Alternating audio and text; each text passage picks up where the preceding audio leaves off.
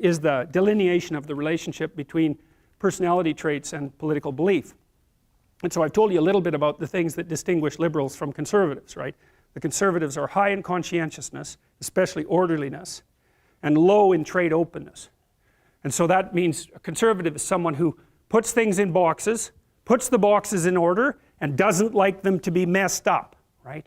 So they like the borders between things to remain determinate and what would you say? And inviolable. And I think that's true at every level, from the conceptual all the way up to the political. I think the fundamental political question, and I think this is why the temperaments align across these political dimensions, is whether the borders between things should be open or closed. You see this reflected worldwide right now in the arguments about immigration, right? Because the liberal types are saying, open the gates, and the conservatives are saying, wait, you don't know what you're inviting in. And you might say, well, who's right? And the answer is, you don't know. That's the thing. Because sometimes the right answer is, open the gates, these are interesting people, we could trade with them, we could learn from each other. And sometimes the answer is, don't bother, what's going to come in is going to wipe you out and kill you. And really do it. I mean, so here's an example. This is why I think orderliness is associated with disgust sensitivity. And it's one of the determining factors of conservative political belief. What happened when the Europeans came to North America? What happened when the Spaniards came to North America? 95% of the Native Americans died. Why? Because the Spaniards brought illness.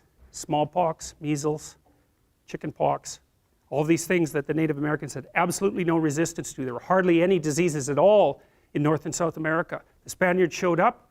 Within 50 to 100 years, 19 out of 20 of the Native Americans were dead. You never know what people are bringing with them.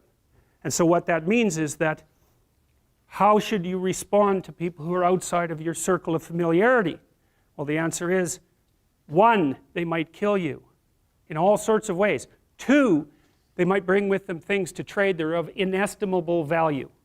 So you're stuck. It's like, how the hell are you going to reconcile that problem? And the answer is, well, we reconcile it temperamentally, roughly speaking. So half the people are temperamentally wired up to say, no, no, no, let's keep the damn boxes closed. It took a long time to pack everything in there and to get it into order. And the liberals say, well, wait a minute, you don't know if you've got things in the right boxes to begin with.